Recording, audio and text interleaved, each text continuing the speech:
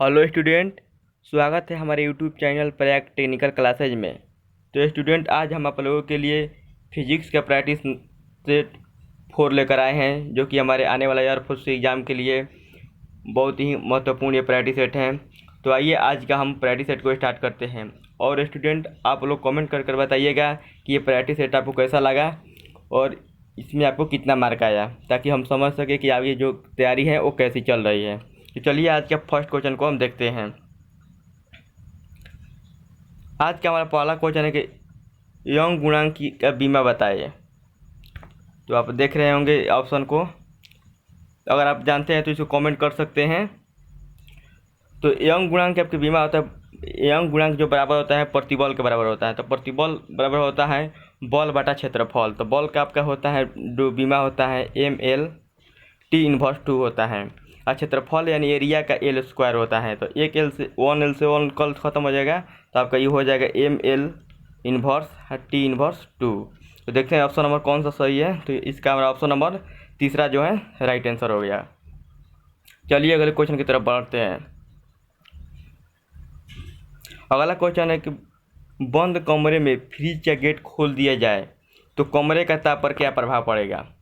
Student, अगर जो कोई कमरा है, अगर उसमें आप फ्रिज का जो गेट खोल कर छोड़ देते हैं तो उसका जो तापमान है वो बढ़ जाता है। तो ये हमारा राइट आंसर, दूसरा नंबर आपका राइट आंसर हो जाएगा। चलिए अगले क्वेश्चन को देखते हैं। अगला क्वेश्चन हमारा है कि 1 मेगावाट कितने जूल के बराबर होता है। तो स्टूडेंट, 1 जूल बराबर होता है आपका 3.6 क्रॉस में 10 के पावर 6 होता है, और मेगावाट यानी 1000 से आपको फिर गुना कर देना है। तो 3 जीरो तो 3.6 3 10 के पावर 3 यानी 9। तो आपका 3.6 क्रॉस में 10 के पावर 9 आपका जो फोर्थ नंबर है आपका राइट आंसर हो जाएगा। चलिए अगले क्वेश्चन के और बढ़ते हैं। ये प्रैक्टिस सेट स्टूडेंट आपको डबल ए के लेवल का है। इसमें बहुत ही अच्छे अच्छे क्वेश्चन जो पिक किया गया है। अगर आप इस प्रैक्टिस सेट में 10 मार्क्स ले देते हैं तो एयरफोर्स एग्जाम में आप 15+ गेन कर आइएगा। ये इस गारंटी के साथ मैं बोल सकता हूँ। चलिए अगले क्वेश्चन की तरफ बढ़ते हैं। अगला क्वेश्चन हमारा है कि विराम अवस्था से गतिशील होकर किसी वस्तु का त्वरण 16 मीटर प्रति सेकेंड और स्क्वायर हो जाता है। वस्तु द्वारा 2 सेकेंड में तय की गई दूरी आपको पूछ रहा है। तो दूरी का आपका होता है S बराबर होता है आपका UT प्लस हाफ AT² होता है स्टूडेंट। तो स्थिर विराम अवस्था में बोला तो ये आपका 0 हो जाएगा, U का मान 0 हो जाएगा, तो आपका T का मान तो ये सब का हो जाएगा ये 0 और प्लस 1/2। A का मान दिया आपको 16 और T का मान दिया है 2, तो 2 क्रॉस में 2, तो 2 1 2 से 1 2 खत्म हो गया, तो 16 दूनी 32। देखते हैं राइट आंसर हो जाएगा 32 मीटर आपका 3 पार्ट जो आपका राइट आंसर हो जाएगा। चलिए अगले क्वेश्चन की तरफ बढ़ते हैं। अगला हमारा क्वेश्चन है, यदि किसी चालक की लंबाई एवं त्रिज्या दुगनी कर दी जाए तो प्रतिरोध पर क्या प्रभाव पड़ेगा।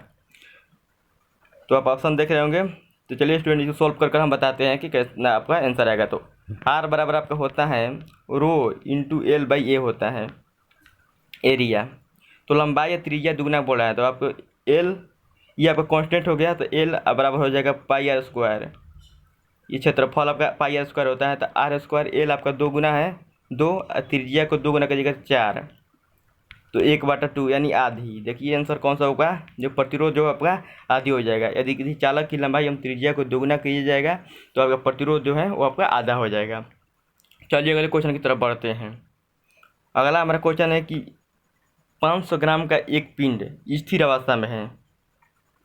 आपका मास दिया है 500 ग्राम और स्थिर अवस्था में यानी U बराबर आपका 0 हो गया। तो इसे 10 सेकेंड में 200 सेंटीमीटर विस्थापित करने में कितना समय लगेगा। तो आपको बल पूछ रहा है कि कितना जो बल लगेगा। तो इसके लिए हमें तो त्वरण यानी A की ज़रूरत है, तो हम A निकालते हैं दूरी के फॉर्मूला से। तो S बराबर आपका होता है UT प्लस हाफ AT²। तो ये आपका 0 हो गया स्टूडेंट। S आपका दिया है 200 सेंटीमीटर, तो सेंटीमीटर को आपको मीटर में कन्वर्ट करना है।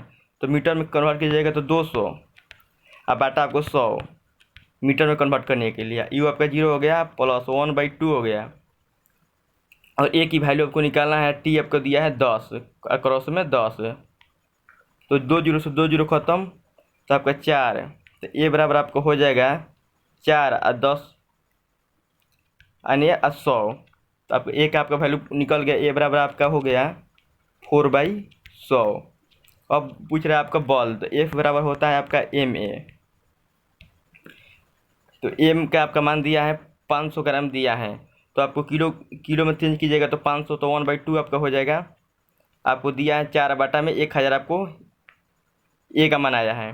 तो 2 दूनी 4 2, तो क्रॉस में 2 × 10⁻²। आपको देखते हैं कौन सा आंसर आपका राइट हो रहा है। तो ये हमारा जो पहला जो हमारा आंसर है वो हमारा राइट होगा, 2 × 10⁻² न्यूटन आपका राइट आंसर होगा। चलिए अगले क्वेश्चन की तरफ बढ़ते हैं। अगला क्वेश्चन हमारा है कि एक पहिया जिसका द्रव्यमान 6 kg तथा जड़त्व तो त्रिज्या 40 सेंटीमीटर है, तो जड़त्व तो घूर्ण ज्ञात करना है आपको। तो अब ऑप्शन देख रहे होंगे, तो चलिए इसको सॉल्व करके हम बताते हैं। तो जड़त्व तो घूर्ण बराबर स्टूडेंट आपको होता है द्रव्यमान क्रॉस में दूरी स्क्वायर। तो मास आपको दिया है 6 kg, आपको 40 सेंटीमीटर दूरी आपको दिया है, तो 40 को आप मीटर में कन्वर्ट कीजिएगा, तो 40/100 में आपको 100, तो इसके स्क्वायर कर दीजिएगा। तो इसको आप गुणा कीजिएगा तो 6 और क्रॉस में आपको हो जाएगा 40, क्रॉस में 40 और बट्टा में 100 और क्रॉस में 100। तो 2 जीरो से 2 जीरो आपका चला जाएगा, तो आपका बचेगा 4 के 16 और 16 छः 96, यानी 96 बट्टा आपको हो जाएगा 100। तो आपको देख रहे होंगे तो 0.96 आपका कौन सा ऑप्शन है, पहला पार्ट आपका राइट आंसर हो जाएगा। 7वां का आपका पहला आंसर राइट हो जाएगा। चलिए अब अपने अगले क्वेश्चन की तरफ बढ़ते हैं। अगला क्वेश्चन है स्टूडेंट कि 36 से 30 डिग्री कोण बनाते हुए कोई वस्तु 200 मीटर प्रति सेकंड के वेग से प्रक्षेपित किया जाता है, तो अधिकतम ऊंचाई आपको क्या होगा वो आपको ज्ञात करना है। तो अधिकतम ऊंचाई का आपका स्टूडेंट फार्मूला होता है U² और sin² थीटा और बटा में 2g। स्टूडेंट ये क्वेश्चन जो है बहुत हार्ड लेवल का पिक किया गया, इसीलिए मैं इसको जल्दी आपको जो सोल्व करा रहा हूँ। अगर आपको समझ में नहीं आ रहा हो तो आप पीछे वीडियो कर आप दोबारा से देख सकते हैं, आपको क्लियर से समझ में आ जाएगा।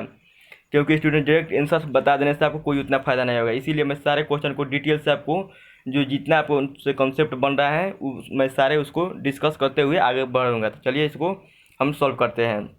तो यू आपको दिया है, यू आपको दिया है कि 200 मीटर प्रति सेकंड दिया है, तो 200 क्रॉस में 200 क्रॉस में U² sin² θ/2g होता है। तो sin² थीटा का sin 30 डिग्री का मान होता है 1/2, तो 1/2 यानी 1/4 हो जाएगा। आपको दिया है g 2g का मान 2 क्रॉस में 100 आप 10, तो 200 ये ख़त्म हो गया आपको, तो आपको 2 क्रॉस में 1 जीरो से आपको 1 जीरो ख़त्म हो गया, तो ये आपका राइट आंसर हो जाएगा 1000 आपका बचा, अब बाटा में 2 यानी 500 मीटर आपका राइट आंसर हो जाएगा। तीसरा नंबर आपका राइट आंसर हो जाएगा। चलिए अगले क्वेश्चन की तरफ बढ़ते हैं। अगला क्वेश्चन है स्टूडेंट की, यदि कोई पिंड नियत वेग से गतिशील है तो पिंड पर लगने वाला बल का आपका मान ज्ञात करना है। तो आप ऑप्शन देख रहे होंगे। तो स्टूडेंट कोई भी अगर जो ऑब्जेक्ट है अगर नियत वेग से गतिशील है तो उसका जो आपका बल होता है वो शून्य लगता है, क्योंकि वो नियत यानी कांस्टेंट वेग से कोई भी वस्तु चलती है तो उसके द्वारा जो बल लगता है वो 0 लगता है, यानी राइट आंसर आपका तीसरा नंबर आपका राइट आंसर हो जाएगा। चलिए अगले क्वेश्चन की तरफ बढ़ते हैं। स्टूडेंट ये सारे क्वेश्चन बहुत अच्छे लेवल से पिक किया गया है, ये आपको जनरली क्वेश्चन आपको एग्जाम में आए हुए हैं इसमें आपको मिलेंगे, तो इसको आप अच्छे से सोल्व कीजिएगा और आप जो भी क्वेश्चन आपको नहीं आ रहा होगा उसको अपने नोट्स में इंक्लूड कर लीजिएगा, ताकि एग्जाम के समय आपको जो रिवीजन करने में काफ़ी मदद मिलेगा। तो अगला क्वेश्चन हमारा नैंड गेट का बुलियन व्यंजक पूछ रहा है कौन सा होगा, तो इसका हमारा राइट आंसर होगा 4th पार्ट का राइट आंसर हो जाएगा। नॉन गेट का बुलियन व्यंजक होता है आपका A.B के ऊपर रिकरिंग, यानी आपका 4th पार्ट राइट आंसर हो जाएगा। चलिए अगले क्वेश्चन की तरफ बढ़ते हैं। अगला क्वेश्चन है आपका कि किसी वस्तु को 9.6 मीटर प्रति सेकंड की चाल से ऊर्ध्वाधर दिशा में फेंका जाता है, तो आपको अधिकतम ऊंचाई पूछ रहा है। तो स्टूडेंट अगर जो मैक्सिमम ऊंचाई होता है एच मैक्स बराबर होता है आपका U²/2g होता है, U² 2g होता है। तो चलिए इसको वैल्यू पुट करते हैं। तो U² यानी इतना आपको हो जाए 9.6 6 है, क्रॉस में 9.6 है और 2 जी 9.8 आपको जी का वैल्यू पुट करना है। 2 क्रॉस में 9.8 कीजिएगा तो आपका एक से एक ये खत्म हो जाएगा। 9.8 19.6 आ जा ये जाएगा, 19.6 आपका ही राइट आंसर हो जाएगा। चलिए देखते हैं ऑप्शन नंबर आपका दूसरा जो है आपका राइट आंसर हो जाएगा। स्टूडेंट आई थिंक आपको समझ में आ रहा होगा। चलिए अगले क्वेश्चन की तरफ बढ़ते हैं। अगला क्वेश्चन आपको चित्र दिया है, आपको पूछ रहा है कि ए और बी के बीच आपका प्रतिरोध बताना है। तो चलिए इसको हम सोल्व करके बताते हैं। तो इसको आप सिंपली आपको एक सीरीज में कन्वर्ट कर लेना है। तो एक प्रतिरोध ये हो गया, एक प्रतिरोध ये हो गया, ये ए हो गया, ये बी हो गया। उसके बाद फिर कीजिएगा तो एक प्रतिरोध ये हो गया और एक प्रतिरोध ये हो गया। तो 4 4 दोनों 4 इसका है, मान 4 इसका, 4 4 8 हो जाएगा श्रेणी क्रम में, और इसका भी 8 है तो 8 हो जाएगा। फिर समांतर क्रम बचा तो 1/8 और प्लस में 1/8 है, यानी आपका 2/8 हो जाएगा, यानी 1/4। तो आपका जो राइट आंसर होगा 4। देखिए आंसर कौन सा है, राइट आंसर आपका तीसरा नंबर आपका राइट आंसर हो जाएगा। आई थिंक आपको ये समझ में आ गया होगा। चलिए अगले क्वेश्चन की तरफ बढ़ते हैं। अगला क्वेश्चन हमारा है कि यदि 100 वाट की विद्युत बल्ब को 18 घंटे जलाया जाए तो कितनी यूनिट विद्युत ऊर्जा खर्च होगी।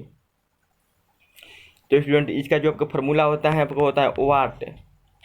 जो यूनिट कितनी यूनिट ऊर्जा खर्च होगी इसके लिए आपको फॉर्मूला यही होता है वाट।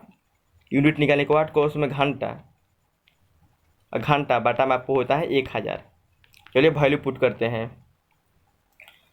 तो वाट आपको दिया है 100 वाट और क्रॉस में घंटा 8 दिया है और बटा में 1000। तो 2 जीरो से 2 जीरो खत्म हो गया आपका, तो 0.8। देखिए कि कौन सा ऑप्शन है 0.8 आपका ये राइट आंसर, फोर्थ पार्ट आपका राइट आंसर हो जाएगा। 0.4 यूनिट जो आपको खर्च होगी। चलिए अगले क्वेश्चन की तरफ बढ़ते हैं।